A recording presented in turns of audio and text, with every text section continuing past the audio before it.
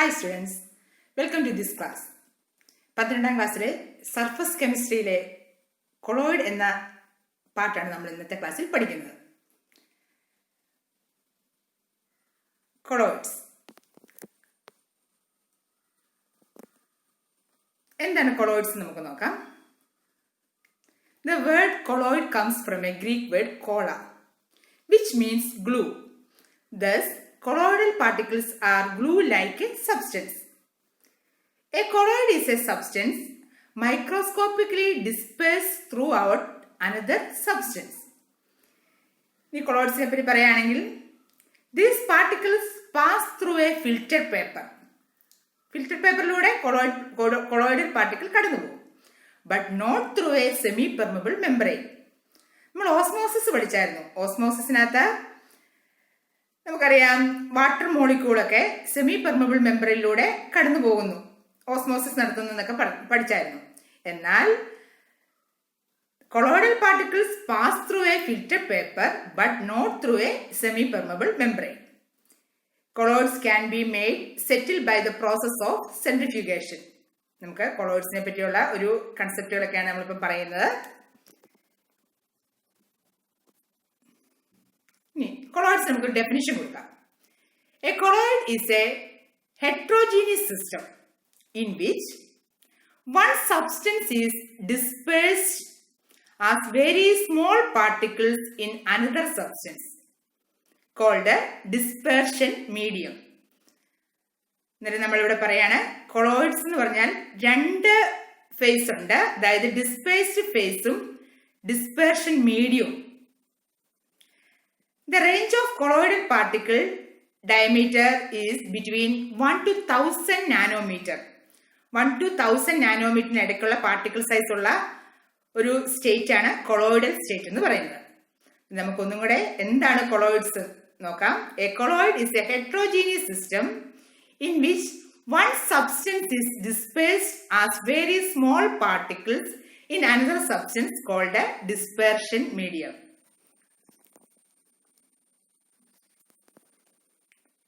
നമുക്കൊന്ന് കമ്പയർ ചെയ്യാം. അതായത് എന്താണ് കൊളോയിഡൽ സ്റ്റേറ്റ് എന്നുള്ളത് സൊല്യൂഷനെയും സസ്പെൻഷനെയും വെച്ച് നമുക്കൊന്ന് കമ്പയർ ചെയ്യാൻ പോവാം. നിങ്ങൾ സൊല്യൂഷൻസ് പറ്റി നമുക്ക് ഒരു നല്ലൊരു ധാരണയുണ്ട്. സൊല്യൂഷൻ എന്ന് പറഞ്ഞാൽ ഒരു ഹോമോജീനിയസ് മിക്സർ ആണ്. അവിടെ സൊല്യൂട്ട് സോൾവെന്റിനകത്ത് ലയിച്ചു ചേരുന്നു, ഒരു ഹോമോജീനിയസ് മിക്സർ. നമുക്ക് സൊല്യൂഷൻ എക്സാമ്പിൾ വേണമെങ്കിൽ പറയാം. ഒരു സ്പൂൺ പഞ്ചസാര ഒരു ഗ്ലാസ് വെള്ളത്തിനകത്ത് ലയിപ്പിക്കുകയാണെങ്കിൽ അതൊരു ഹോമോജീനിയസ് സൊല്യൂഷനായി മാറുന്നു. പഞ്ചസാര എന്ന് പറയുന്നതാണ് അവിടുത്തെ സൊല്യൂട്ട്, അതായത് കുറച്ച് അളവിലുള്ളതാണ് സൊല്യൂട്ട്. കൂടുതൽ അളവിലുള്ളതാണ് വെള്ളം, അതായത് അതാണ് സോൾവെന്റ്. നിങ്ങൾക്ക് സൊല്യൂഷനെ പറ്റി ഒരു ധാരണ വന്നിട്ടുണ്ട്. അവിടെ പറയാണ് അവിടുത്തെ പാർട്ടിക്കിൾ സൈസ് 1 നാനോമീറ്ററിനേക്കാളും കുറവായിരിക്കും സൊല്യൂഷന്റെ ഡിസ്പേഴ്സ്ഡ് ഫേസിന്റെ പാർട്ടിക്കിൾ സൈസ്. ഇനി എന്താണ് സസ്പെൻഷൻസ് എന്ന് പറഞ്ഞാൽ നമുക്കൊരു എക്സാമ്പിൾ പറയാം. നമ്മൾ ഒരു സ്പൂൺ മണല് നമ്മൾ ഒരു ഗ്ലാസ് വെള്ളത്തിനകത്ത് ഇട്ടിടുന്നു. എന്നിട്ട് നിങ്ങൾക്ക് അതിന്റെ ആ ഒരു ഹെട്രോജീനിയസ് സിസ്റ്റമായിട്ട് നമുക്ക് വരുന്നു. ഇവിടെ പറയാണ് അതൊരു സസ്പെൻഷൻ എക്സാമ്പിൾ ആണ്. സാൻഡ് വെള്ളത്തിൽ ഇടുന്നത്, ഒരു ഗ്ലാസ് വെള്ളത്തിൽ ഇടുന്നത് ഒരു സസ്പെൻഷൻ എക്സാമ്പിൾ ആണ്. അതിന്റെ പാർട്ടിക്കിൾ സൈസ് എന്ന് പറയുന്നത് 1000 നാനോമീറ്ററിനേക്കാളും കൂടുതലായിരിക്കും. അന്നേരം ഈ സൊല്യൂഷന്റെയും സസ്പെൻഷന്റെയും ഇടയ്ക്കായിട്ടൊരു ഇന്റർമീഡിയറ്റ് സ്റ്റേജ് വരുന്നുണ്ട് പാർട്ടിക്കിൾ സൈസിൽ. 1 to 1000 നാനോമീറ്ററിന് ഇടയ്ക്കാണ് ആ പാർട്ടിക്കിൾ സൈസ് വരുന്നത്. അങ്ങനെയുള്ള ആ സ്റ്റേറ്റിന് പറയുന്ന പേരാണ് കൊളോയിഡൽ സ്റ്റേറ്റ്. സൊല്യൂഷന്റെയും സസ്പെൻഷൻസിന്റെയും ഇടയ്ക്ക് വരുന്ന പാർട്ടിക്കിൾ സൈസ് 1 to 1000 നാനോമീറ്ററിൽ വരുന്ന ആ സ്റ്റേറ്റിന് പറയുന്ന പേരാണ് കൊളോയിഡൽ സ്റ്റേറ്റ്. ഇവിടെ പറയുകയാണ് കൊളോയിഡ്സ് എന്ന് പറഞ്ഞാൽ സൊല്യൂഷന്റെയും സസ്പെൻഷന്റെയും ഇടയ്ക്ക് വരുന്ന ഒരു ഇന്റർമീഡിയറ്റ് സ്റ്റേറ്റ് ആണ്. അത് പാർട്ടിക്കിൾ സൈസ് വെച്ചാണ് നമ്മൾ കൊളോയിഡൽ സ്റ്റേറ്റ് നമുക്കൊന്ന് കമ്പയർ ചെയ്യുന്നത്. Solution single atom small molecules ions. Colloids aggregates of atoms molecules or ions macro molecules. Suspensions എന്ന് പറഞ്ഞാൽ dumps of particle mineral grains such as sand, അങ്ങനെയുള്ളതെല്ലാം സസ്പെൻഷനകത്ത് വരുന്നു. നമ്മൾ ഇപ്പം കണ്ടത് കൊളോയിഡ്സ് എന്ന സ്റ്റേറ്റിനെ പറ്റിയാണ്.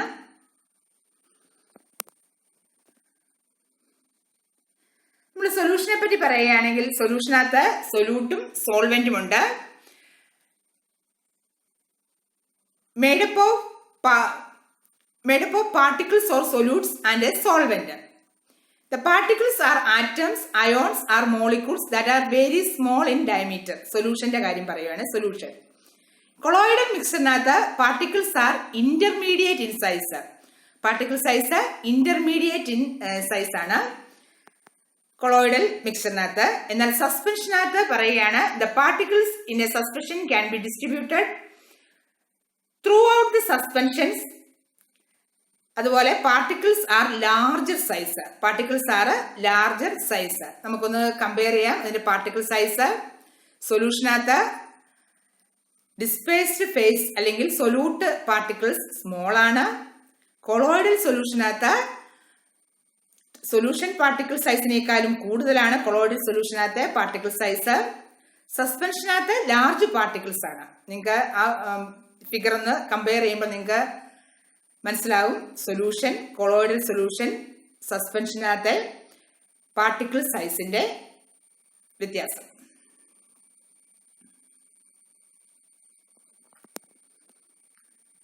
നമ്മളൊന്നും കൂടെ കാണുകയാണ് സൊല്യൂഷൻ. ഒരു സൊല്യൂഷൻ ഇവിടെ ടേബിൾ സോൾട്ട്, ഉപ്പ് dissolves in water to form salt water. Salt water ഇവിടെ പറയുകയാണ്. അതൊരു ഹോമോജീനിയസ് മിക്സർ ആണ് സൊല്യൂഷൻ എന്ന് പറയുന്നത്. ഇനി സസ്പെൻഷൻ എന്ന് പറഞ്ഞാൽ ഫ്ലവർ സസ്പെൻഡഡ് ഇൻ വാട്ടർ. അതായത് നമുക്ക് മൈദ, ഒരു സ്പൂൺ മൈദപ്പൊടി നമുക്ക് ഒരു ഗ്ലാസ് വെള്ളത്തിനകത്ത് കലക്കുവാണെങ്കിൽ അതൊരു സസ്പെൻഷനായിട്ട് വരുന്നു. അന്നേരം അതിന്റെ പാർട്ടിക്കിൾ സൈസ് സൊല്യൂഷനേക്കാളും കൊളോയിഡിനേക്കാളും കൂടുതലായിരിക്കും. അതുപോലെ നമ്മുടെ കൊളോയിഡിന് എക്സാമ്പിൾ പറയുകയാണെങ്കിൽ മിൽക്ക് ഒരു കൊളോയിഡാണ്.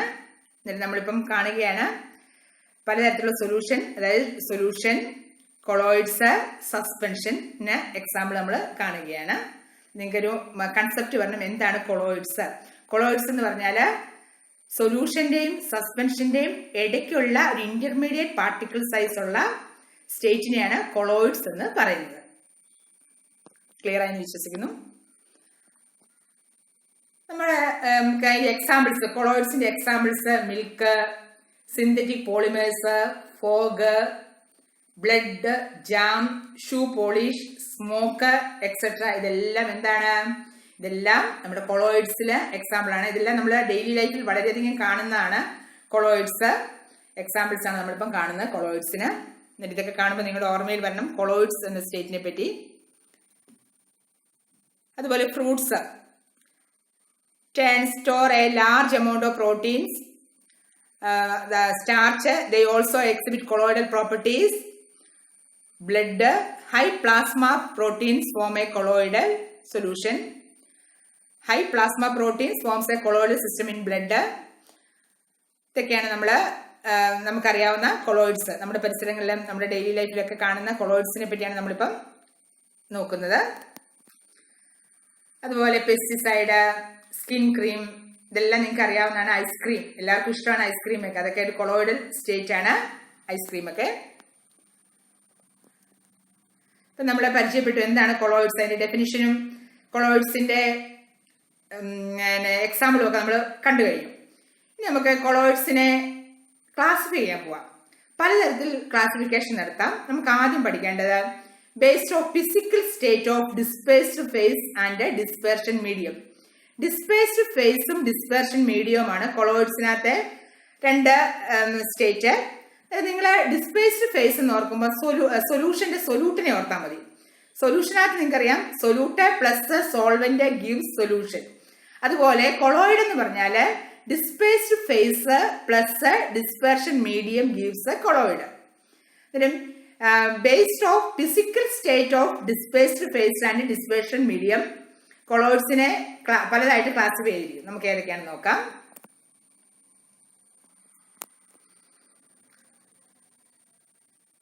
നമ്മൾ പറഞ്ഞു ഡിസ്പേസ്ഡ് ഫേസിനെ നിങ്ങൾ എന്തായിട്ട് കരുതിയാൽ മതി? സൊല്യൂഷനകത്തെ കുറവുള്ള വസ്തുവാണ് സൊല്യൂട്ട്. കൂടുതലുള്ള സബ്സ്റ്റൻസ് ആണ് സോൾവെന്റ്. അതിനെ ഡിസ്പെർഷൻ മീഡിയം ആയിട്ട് കരുതുക. അപ്പൊ നിങ്ങൾ കരുതുകയാണ് ഡിസ്പേസ്ഡ് ഫേസ് ആയിട്ട് സൊല്യൂട്ടിനെയും ഡിസ്പെർഷൻ മീഡിയം ആയിട്ട് സോൾവെന്റിനെയും കരുതുക. എളുപ്പത്തിന് വേണ്ടി പറയുന്ന കേട്ടോ. കാരണം നിങ്ങൾ അങ്ങനെ ആവുമ്പോൾ നമുക്ക് based on physical state of dispersed phase and dispersion medium 8 സെക്ഷനായിട്ട് ഇതിനെ തിരിക്കുകയാണ്. നമുക്ക് ഏതൊക്കെയാണെന്ന് നോക്കാം.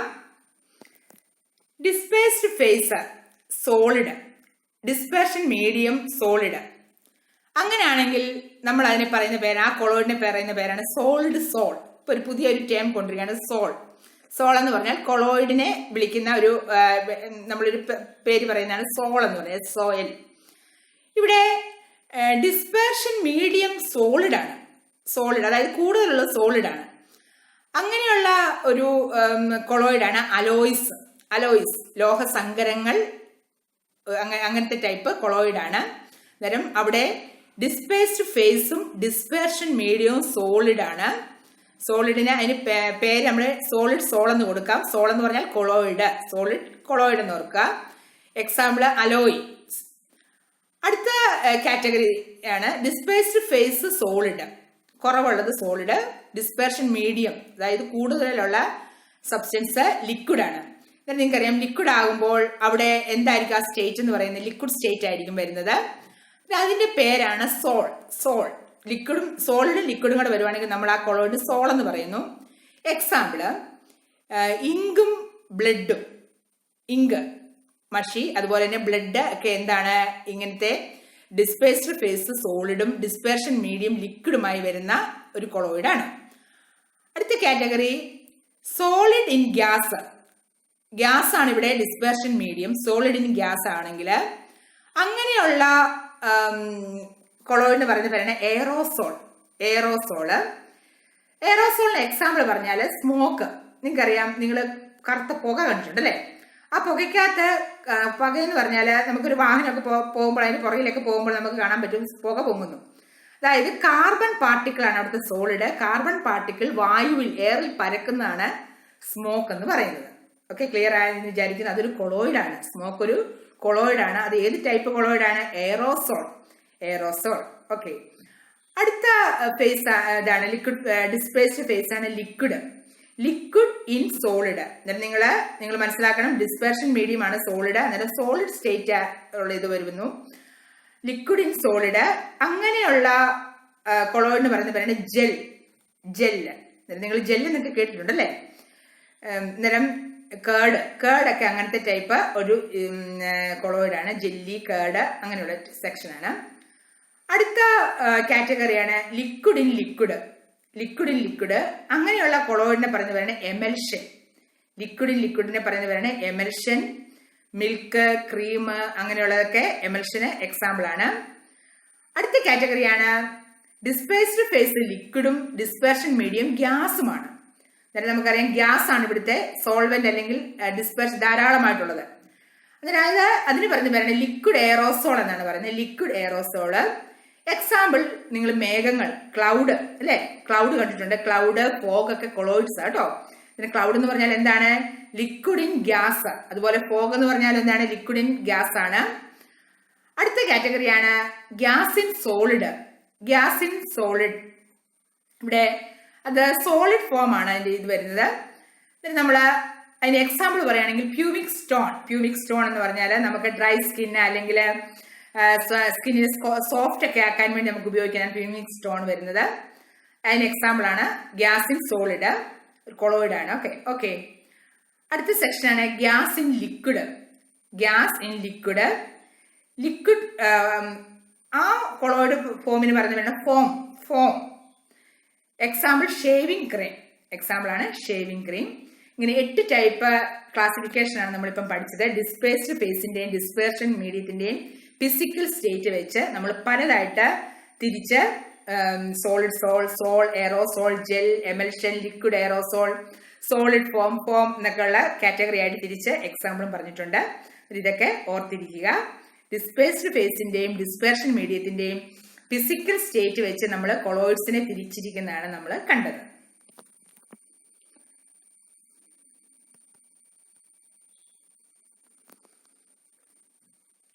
അടുത്ത classification based on nature of interaction between dispersed phase and dispersion medium. അതായത് നമ്മൾ പറഞ്ഞു സൊല്യൂഷനെ പറ്റി പറയുകയാണെങ്കിൽ സൊല്യൂട്ട് പ്ലസ് സോൾവെന്റ്. സൊല്യൂട്ടും സോൾവെന്റും തമ്മിലുള്ള ഇന്ററാക്ഷന്റെ ബേസിസിൽ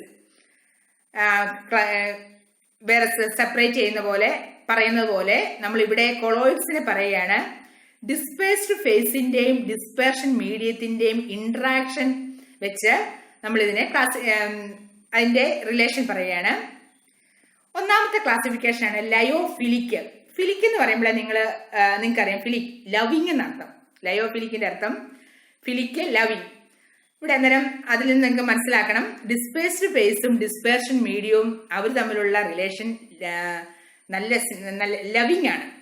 colloidal solution in which the dispersed phase has a great affinity for the dispersion medium.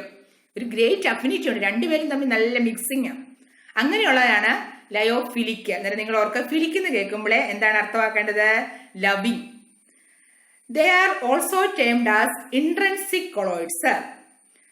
Such substances have tendency to pass into colloidal solution when brought in contact with the dispersion medium. നമുക്ക് ഇതിനൊരു വേറൊരു പേരും കൂടി ഉണ്ട് ലയോഫിലിക്കിനെ. Hydrophilic എന്നും പറയാം. Hydrophilic. If the dispersion medium is water, they are called hydrophilic.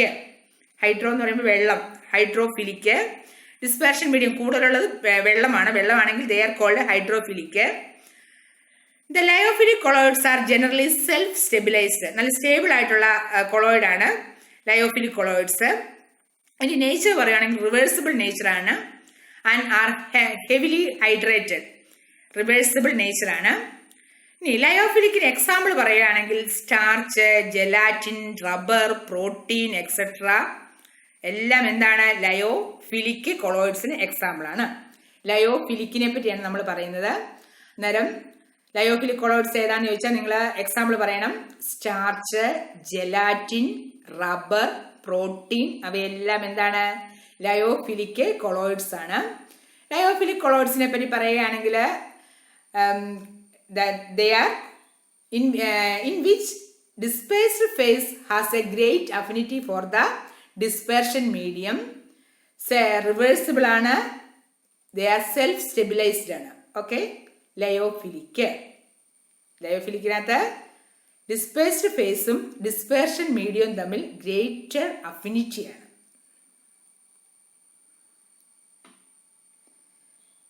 എന്താണ് lyophobic colloids? Phobic എന്ന് പറയുമ്പോൾ നിങ്ങൾക്കറിയാം ലവിങ് അല്ല, ഇഷ്ടമില്ല. അവർ തമ്മിലൊരു ഇഷ്ടം ഇല്ലാത്ത ഇതാണ് ഫോബിക്, ഒരു പേടി. ലയോഫോബിക് കൊളോയിഡ്സ് എന്നിട്ട് നമുക്ക് പറയാം. In lyophobic colloids dispersed phase has no affinity to the dispersion medium. Dispersed phase has no affinity to the dispersion medium. രണ്ടുപേരും തമ്മിൽ യാതൊരു സ്നേഹവുമില്ല. നിങ്ങൾക്കറിയാം അങ്ങനെയാണെങ്കിൽ അവ സ്റ്റേബിൾ ആയിരിക്കത്തില്ല. ഇൻട്രാക്ഷൻ വളരെ കുറവാണ്, അല്ലെങ്കിൽ ലവിങ് അത് തമ്മിൽ ഒരു ഇൻട്രാക്ഷനും ഇല്ലെങ്കിൽ രണ്ടും രണ്ടായിട്ട് കിടക്കും അല്ലേ? അങ്ങനെയുള്ള ആ കൊളോയിഡ്സിന് എന്തില്ലായിരിക്കും? സ്റ്റെബിലിറ്റി ഇല്ലായിരിക്കും. ഇതിനെ പറയുകയാണ് lyophobic കൊളോയിഡ്സിൽ dispersed phase has no affinity to the dispersion medium. Such substances have no tendency to pass into colloidal solution when brought in contact with the dispersion medium. They are unstable, they are irreversible, they are poorly hydrated. ഇനി ഇവയെ ചിലപ്പോൾ hydrophobic എന്ന് പറയും. എപ്പോഴാണ്? if the dispersion medium in water, it is a hydrophobic. Dispersion medium is water ആണെങ്കിൽ അതെന്താണ്? Hydrophobic ആണ്. Examples salts of metals like gold, silver, salts of metal hydroxide and salts of metal sulphides. Salts of metals എന്തൊക്കെയാണ്? ഗോൾഡിൻ്റെ ആകാം, സിൽവറിൻ്റെ ആകാം, അതുപോലെ metal ഹൈഡ്രോക്സൈഡ്സിൻ്റെ salts ആകാം, metal സൾഫൈഡിൻ്റെ salts ആകാം. ഇതെല്ലാം ലയോഫോബിക്കിന് എക്സാമ്പിൾ ആണ്, ലയോഫോബിക് കൊളോയിഡ്സിന് എക്സാമ്പിൾ ആണ്. എന്നിട്ട് നിങ്ങൾ 1-2 എക്സാമ്പിൾസ് പഠിച്ചു വെക്കുക ലയോഫോബിക്കിനും ലയോഫിലിക്കിനും. ലയോഫോബിക് എന്ന് വരുമ്പോഴേ നിങ്ങളുടെ മനസ്സിൽ വരേണ്ടത് dispersed phase has no affinity to the dispersion medium. നിങ്ങൾക്കറിയാം, വെള്ളത്തിനകത്ത് എണ്ണ ഒഴിച്ചാൽ രണ്ടും രണ്ടായിട്ട് കിടക്കുന്ന പോലെ ഓർത്തിരിക്കുക. ഇവിടെ ഡിസ്പേസ്ഡ് ഫേസും ഡിസ്പേർഷൻ മീഡിയം തമ്മിൽ യാതൊരു ഇന്ററാക്ഷനും ഇല്ലാതെ അവരവരുടെ പാട്ടിന് പോയിരിക്കുന്നു എന്നുള്ള ഒരു കൺസെപ്റ്റാണ് ഇവിടെ വരുന്നത് ലയോഫോബിക്ക്. അതുകൊണ്ടാണ് അത് അൺസ്റ്റേബിൾ ആണ്, ഇറിവേഴ്സിബിൾ ആണെന്നൊക്കെ പറയുന്നത്. Okay,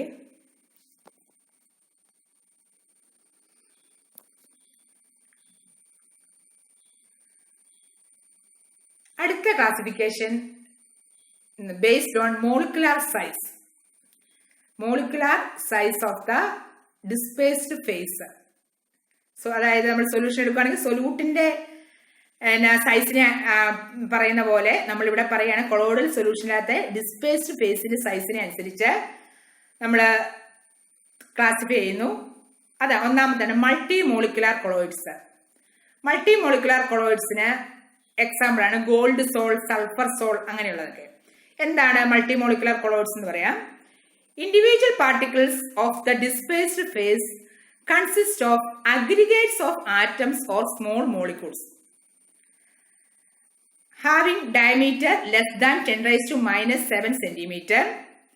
The particles are held by weak van der Waals force.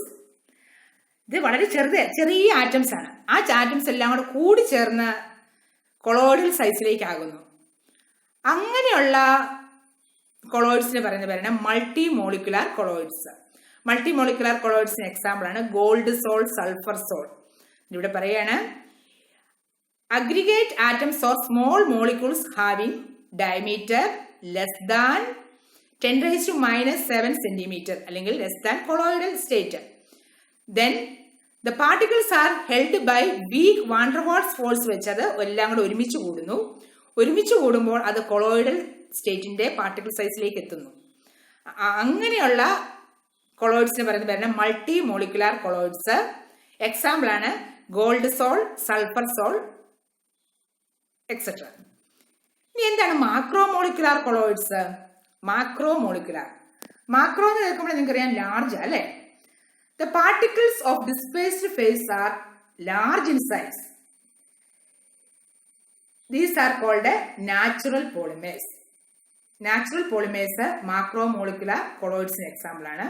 The particles of dispersed phase are sufficiently large in size enough to be a colloidal solution. These are called natural polymers. അങ്ങനെയുള്ളതിനെ പറയുന്നവരാണ് macro molecular colloids. Macro molecular കൊളോയിഡ്സിന് example ആണ് natural polymers.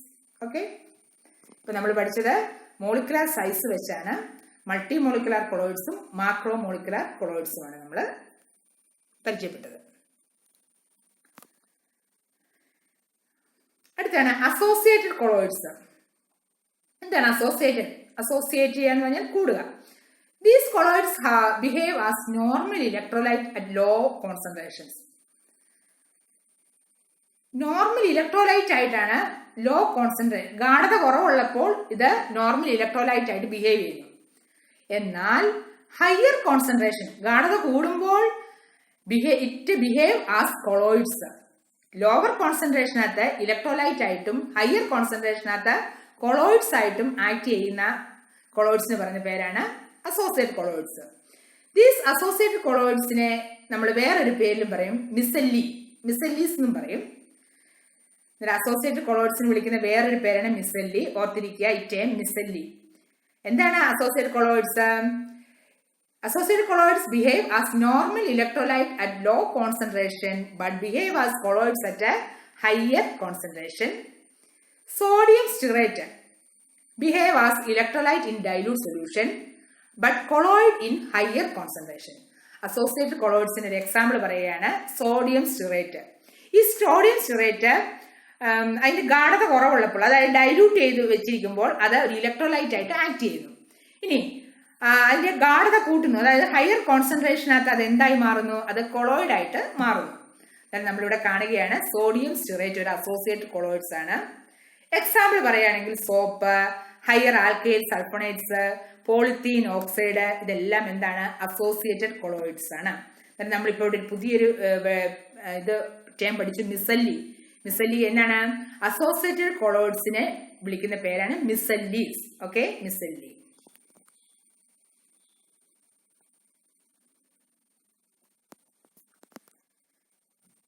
നമ്മുടെ soap ഒരു associate കൊളോയിഡ്സിന് നമ്മൾ example ആയിട്ട് പറയുന്നുണ്ട്. How does soap work? നമുക്കറിയാം, സാധാരണ രീതിയിൽ ഒരു തുണിയൊക്കെ നമുക്ക് പെട്ടെന്ന് വലിയ ചെളിയൊന്നും ഇല്ലെങ്കിൽ അലക്കിയങ്ങ് എടുക്കാം. എന്നാൽ അതിനകത്ത് ഒത്തിരി അഴുക്കും ഗ്രീസും എണ്ണയൊക്കെ പറ്റുവാണെങ്കിൽ നമുക്ക് സോപ്പ് ഇട്ട് മാത്രമേ അത് കഴുകി ശരിയായ രീതിയിൽ വാഷ് ചെയ്യാൻ പറ്റത്തുള്ളൂ. When a greasy dirt is mixed with the soapy water, the soap molecule arrange themselves into tiny clusters called micellies. Micelli ആയിട്ട് അത് ആക്ട് ചെയ്യുന്നു. The water loving part of the soap molecule. Water loving, നമുക്ക് സോപ്പിന് നമുക്കൊരു general formula കൊടുക്കാം, RCOONA. R എന്ന് പറഞ്ഞാൽ hydro carbon ആണ്. ആ COONA എന്ന് കൊടുത്താൽ the water loving part of the soap molecule stick to the water. Hydrophilic, സോപ്പിനകത്ത് രണ്ട് പാർട്ടുണ്ട്, ഹൈഡ്രോഫിലിക്കും ഹൈഡ്രോഫോബിക്കും. സോപ്പിനകത്ത് ഹൈഡ്രോഫിലിക്ക് വെള്ളത്തെ പിടിക്കുന്നു. അതാണ് പറയുന്നത് the water loving part of the soap molecule sticks to the water and point outwards, forming the outer surface of the micelli. ഇതാണ് നമ്മളിവിടെ കാണുന്നത്. നമ്മൾ സോപ്പ് വെള്ളത്തിലിടുമ്പോൾ നമ്മുടെ തുണിയിൽ അഴുക്ക് ആയിട്ട് ഉള്ള പ്രവർത്തനമാണ് ഈ കാണിക്കുന്നത്. സോപ്പിലെ ഹൈഡ്രോഫിലിക് ഹെഡ് ഉണ്ട്, അതാണ് ഗ്രീൻ സ്പോട്ടിൽ കാണിക്കുന്നത്. ആ ഗ്രീൻ വെള്ളവുമായിട്ട് ഇന്ററാക്ട് ചെയ്ത് അതുമായിട്ടൊരു സൊല്യൂഷൻ ഉണ്ടാകുന്നു. ഇനി ഹൈഡ്രോഫോബിക് പാർട്ടാണ് യെല്ലോ ലൈൻ കാണിക്കുന്നത്. ഹൈഡ്രോഫോബിക് പാർട്ട് നമ്മുടെ തുണിയിലെ എണ്ണ പിടിച്ചിരിക്കുന്ന, അഴുക്ക് പിടിച്ചിരിക്കുന്ന ആ തുണിയുമായിട്ട് ഇന്ററാക്ട് ചെയ്യുന്നു. അന്നേരം അത് ഹൈഡ്രോഫോബിക് ടെയിലാണ്. ഹൈഡ്രോഫോബിക് ആണ് എണ്ണ എന്ന് പറയുന്നത്. അന്നേരം അതുമായിട്ട് ഇന്ററാക്ട് ചെയ്യുന്നു. ഹൈഡ്രോഫിലിക്ക് വെള്ളവുമായിട്ട് ഇന്ററാക്ട് ചെയ്യുന്നു. അന്നേരം ഇവിടെ നമുക്ക് കുറച്ച് കഴിയുമ്പോൾ എന്തായിരിക്കും സംഭവിക്കുന്നത്? നമ്മൾ ഊരി പിഴിയുമ്പോൾ, വെള്ളം കളയുമ്പോൾ ആ വെള്ളത്തിൻ്റെ കൂടെ ഈ എണ്ണയും അഴുക്കും ഒക്കെ അങ്ങ് പോകുന്നു. അതുകൊണ്ടാണ് പഴമക്കാർ പറയുന്നത് നല്ലപോലെ തുണി കഴുകുമ്പോൾ നല്ലപോലെ ഊരി പിഴിയണമെന്ന് പറയുന്നത്. ഇവിടെ പറയാണ് the oil loving hydrophobic part stick to the oil and trap oil in the center where it can come to the contact with water. വെള്ളവും എണ്ണയും തമ്മിൽ യാതൊരു കോണ്ടാക്റ്റും ഇല്ല, പക്ഷെ അവയെ തമ്മിൽ ബന്ധിപ്പിക്കുന്ന ഒരു പാലം അല്ലെങ്കിൽ ലിങ്ക് ആണ് നമ്മുടെ സോപ്പ് മിസല്ലി വരുന്നത്. ആ സോപ്പിലെ ഹൈഡ്രോഫോബിക് ആയിട്ടുള്ള സോപ്പ് വെള്ളത്തിൽ ലയിക്കുമ്പോൾ തുണിയിലെ അഴുക്കുമായിട്ട് സോപ്പിലെ ഹൈഡ്രോഫോബിക് പാർട്ട് ഇന്ററാക്ട് ചെയ്യുന്നു. സോപ്പിലെ ഹൈഡ്രോഫിലിക് പാർട്ട് വെള്ളവുമായിട്ട് ഇന്ററാക്ട് ചെയ്യുന്നു. അന്നേരം നമുക്ക് ഇതിനെ with the oil tucked safely in the centre of the cloth. Then the oil loving part stick to the oil and trap oil in the center where it can come into contact with the water. ഇങ്ങനെയാണ് നമ്മൾ അഴുക്ക് തുണിയിൽ നിന്ന് ഈ ഗ്രീസും ഓയിലും ഒക്കെ soap ഉപയോഗിച്ച് കഴുകിക്കളയുന്നത്. ഇത് ഓർത്തിരിക്കുക, മിസല്ലി ഫോർമേഷൻ.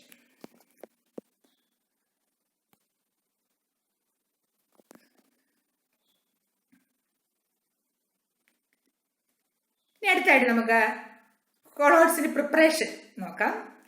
പല രീതിയിലുള്ള മെത്തേഡ്സ് ഉണ്ട്. മെക്കാനിക്കൽ ഡിസ്പെർഷൻ, ഇലക്ട്രിക്കൽ ഡിസ്പെർഷൻ, അതിന് പറയുന്ന വേറെ പേരാണ് ബ്രിക്സ് ആർക്ക് മെത്തേഡ്, പെപ്റ്റൈസേഷൻ, കണ്ടൻസേഷൻ മെത്തേഡ്, അങ്ങനെ പലതരത്തിലുള്ള മെത്തേഡ്സ് ഉണ്ട്. നിങ്ങൾക്ക് ഇവിടെ പഠിക്കേണ്ടത് ഇലക്ട്രിക്കൽ ഡിസ്പെർഷനും ബ്രിക്സ് ആർക്ക് മെത്തേഡും പെപ്റ്റൈസേഷനുമാണ് മെയിനായിട്ട് നമുക്ക് പഠിക്കേണ്ടത്. അതുപോലെ കണ്ടൻസേഷൻ മെത്തേഡ്, അത് കെമിക്കൽ മെത്തേഡ്സും ഉണ്ട്. നമുക്ക് നോക്കാം preparation of colloids. Preparation of കൊളോയിഡ്സിനകത്ത് മെക്കാനിക്കൽ ഡിസ്പെർഷനിലൂടെയാണ് colloidal solution of black ink, paints, varnish, dyes etcetera നിർമ്മിക്കുന്നത്. മെക്കാനിക്കൽ ഡിസ്പെർഷൻ അത് ഓർത്തിരിക്കുക, നിങ്ങളുടെ മനസ്സിലോട്ടൊന്ന് വന്നാൽ മതി. എന്താണ് മെക്കാനിക്കൽ ഡിസ്പെർഷൻ, എന്തൊക്കെയാണ് മെക്കാനിക്കൽ ഡിസ്പെർഷനിലൂടെ ഏതൊക്കെ ടൈപ്പ് കൊളോയിഡ്സ് നിർമ്മിക്കാം? അതായത് black ink, paints, varnish, dyes etcetera നമുക്ക് മെക്കാനിക്കൽ ഡിസ്പെർഷൻ മെത്തേഡിലൂടെ പ്രിപ്പയർ ചെയ്യാൻ സാധിക്കും. അടുത്ത മെത്തേഡാണ്, ഇമ്പോർട്ടൻ്റ് ആയിട്ടുള്ള മെത്തേഡാണ് electrical dispersion or Bredig's arc method. ഇത് പല പ്രാവശ്യം ബോർഡ് എക്സാമിൽ ചോദിച്ചിട്ടുള്ള ക്വസ്റ്റ്യൻ ആണ്. Electrical dispersion or Bredig's arc method. This method is used to prepare salts of platinum, silver, copper or gold. പ്ലാറ്റിനത്തിന്റെയും സിൽവറിന്റെയും കോപ്പറിന്റെയും ഗോൾഡിന്റെയും ഒക്കെ കൊളോയിഡ്സ് നിർമ്മിക്കുന്നതിന് വേണ്ടിയാണ് ബ്രിക്സ് ആർട്ട് മെത്തേഡ് ഉപയോഗിക്കുന്നത്. എന്താണ് ബ്രിക്സ് ആർട്ട് മെത്തേഡിലെ മെറ്റീരിയൽസ് നമുക്ക് നോക്കാം. ഇവിടെ ഏത് മെറ്റീരിയലിന്റെ കൊളോയിഡ് ആണ് നിർമ്മിക്കേണ്ടത് അതിനെ നമ്മൾ ഇലക്ട്രോഡ്സ് ആയിട്ട് ഉപയോഗിക്കുക.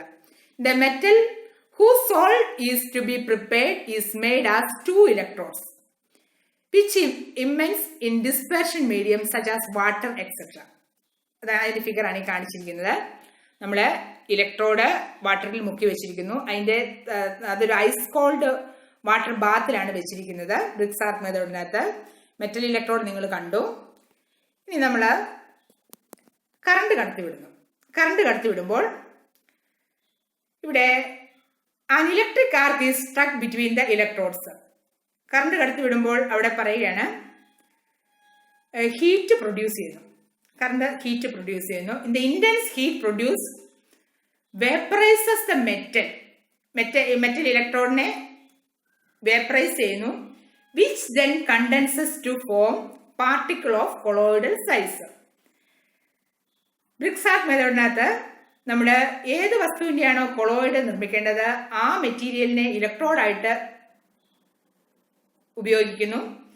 അതിലൂടെ കറണ്ട് കടത്തിവിടുമ്പോൾ ആ ഇലക്ട്രോഡ് ഹീറ്റ് മുഖാന്തരം അത് വേപ്പറായി മാറുന്നു. വേപ്പറായി കഴിഞ്ഞത് കണ്ടൻസ് ചെയ്ത് പാർട്ടിക്കിൾ കൊളോയിഡൽ സൈസുള്ള പാർട്ടിക്കിൾസായി മാറുന്നു. അതിനാണ് ഐസ് ബാത്ത് നമുക്കിവിടെ ആവശ്യമുണ്ട്. ഐസ് ബാത്ത് ഒക്കെ ഉപയോഗിക്കുന്നത്. എന്നാൽ ഇവിടെ നമ്മളിപ്പം കണ്ടത് ബ്രിക്സ് ആർട്ട് മെത്തേഡാണ്. ഈ ബ്രിക്സ് ആർട്ട് മെത്തേഡ് അനുസരിച്ച് the colloidal solution prepared is stabilised by adding a small amount of potassium hydroxide to it. Potassium hydroxide ഒക്കെ ആഡ് ചെയ്താൽ അത് സ്റ്റേബിൾ ആക്കി മാറ്റുന്നു. Electrical dispersion or Bredig's arc മെത്തേഡിലൂടെ നമുക്ക് ഏതൊക്കെ കൊളോയിഡാണ് പ്രിപ്പയർ ചെയ്യാവുന്നത്? പ്ലാറ്റിനം, സിൽവർ, കോപ്പർ ഓർ ഗോൾഡിന്റെയൊക്കെ കൊളോയിഡ്സ് പ്രിപ്പയർ ചെയ്യാൻ വേണ്ടി ഉപയോഗിക്കുന്ന മെത്തേഡാണ് ബ്രിക്സ് ആർട്ട് മെത്തേഡ്. ഇമ്പോർട്ടൻ്റ് ആണ്, പഠിക്കുക.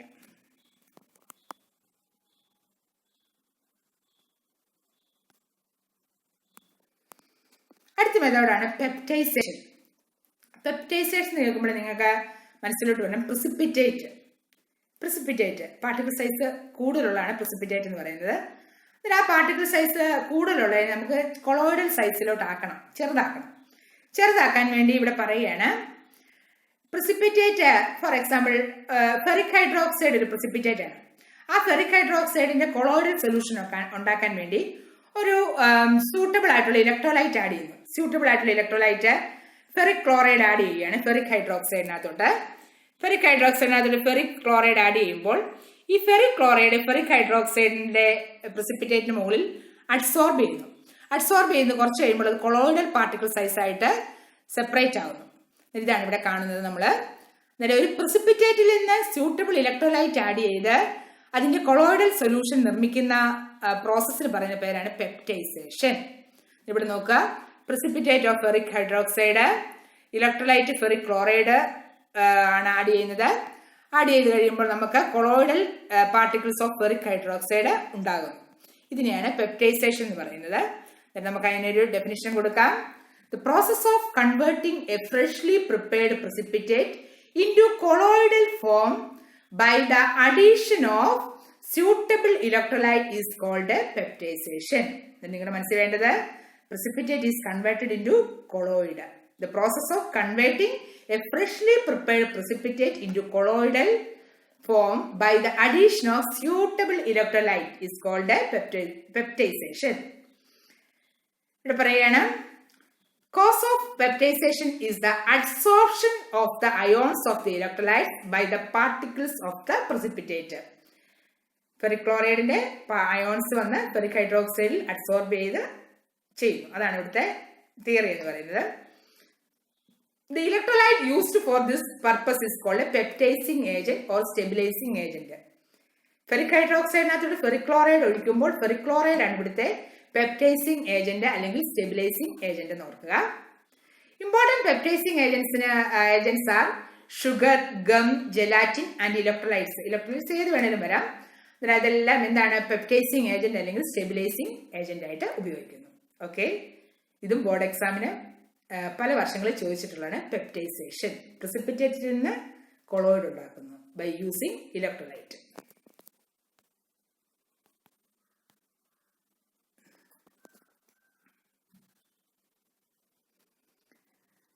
അടുത്ത മെത്തേഡ് കണ്ടൻസേഷൻ മെത്തേഡ്. കണ്ടൻസേഷൻ മെത്തേഡിനകത്ത് the smaller particles of the dispersed phase are aggregated to form larger particles of colloidal dimension. Colloidal condensation method എന്ന് പറഞ്ഞാൽ സ്മോളർ പാർട്ടിക്കിൾസ് കൂടി ചേർന്ന് കൊളോയിഡൽ സൈസ് പാർട്ടിക്കിൾസ് ആയി മാറുന്നതിനെയാണ് condensation എന്ന് പറയുന്നത്.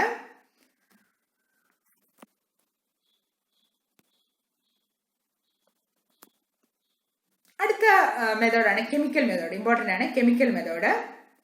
Colloids can be prepared by following chemical methods: oxidation, hydrolysis, decomposition. അങ്ങനെ പലതരത്തിലുള്ള മെത്തേഡ്സിലൂടെ നമുക്ക് കൊളോയിഡ്സ് നിർമ്മിക്കാൻ സാധിക്കും. എന്താണ് ഓക്സിഡേഷൻ? നമുക്ക് നോക്കാം. ഓക്സിഡേഷൻ എക്സാമ്പിൾ പറയാണ്.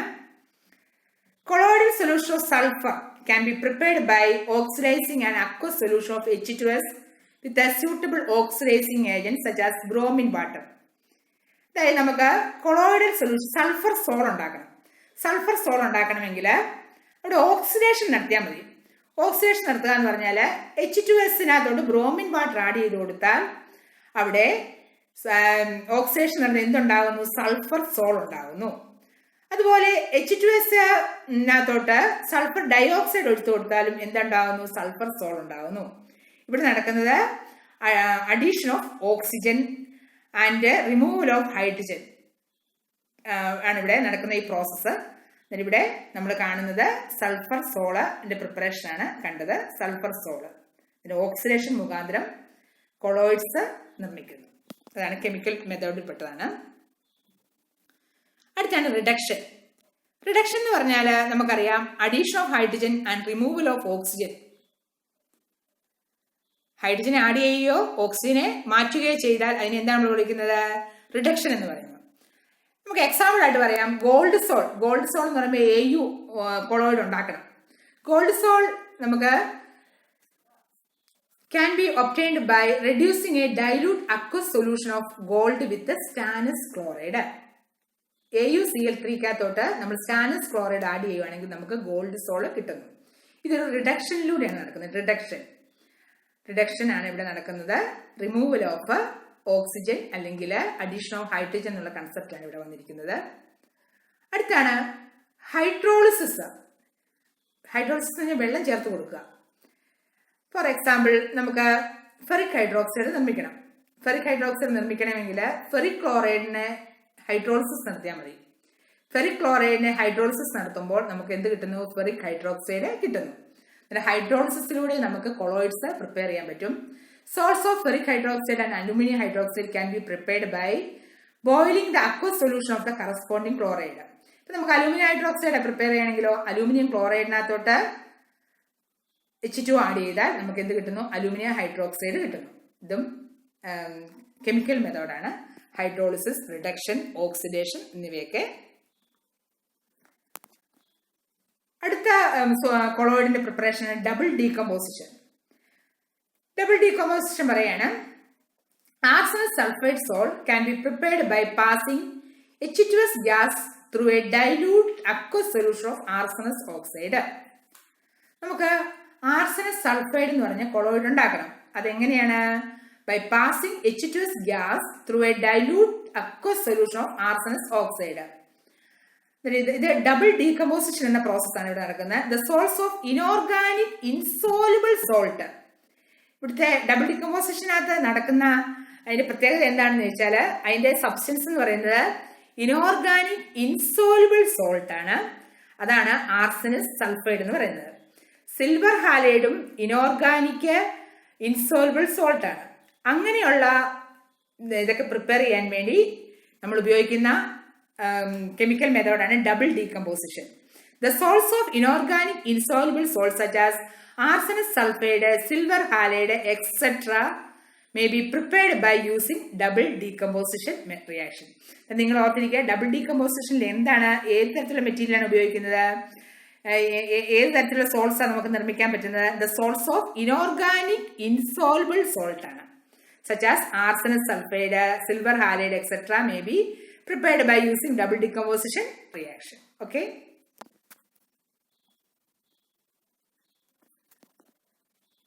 ഇപ്പോൾ നമ്മൾ ഇന്നത്തെ ക്ലാസ്സിൽ കണ്ടത് എന്താണ് കൊളോയിഡ്സ്, കൊളോയിഡ്സിന്റെ ക്ലാസിഫിക്കേഷൻ ഒക്കെയാണ് നമ്മൾ പഠിച്ചത്. വളരെ എളുപ്പമുള്ളൊരു ചാപ്റ്ററാണ്, പോർഷനാണ് കൊളോയിഡ്സ്. അന്നേരം എല്ലാവരും ക്ലാസ് ശ്രദ്ധിച്ചതിന് നന്ദി.